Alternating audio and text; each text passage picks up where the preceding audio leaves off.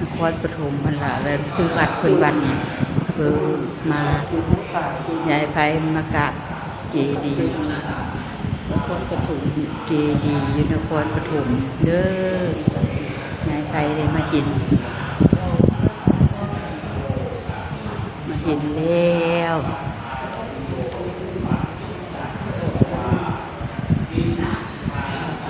เป็นบุญตาแล้วคือบุญตาแล้วได้มาเห็นวัดเจดีย์นครปฐม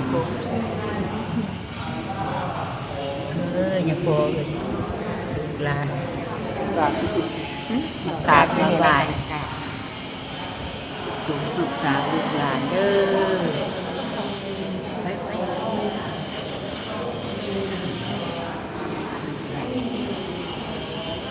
สมรักษา ปักอยู่ลุงที่สุดลูกหลานเด้อ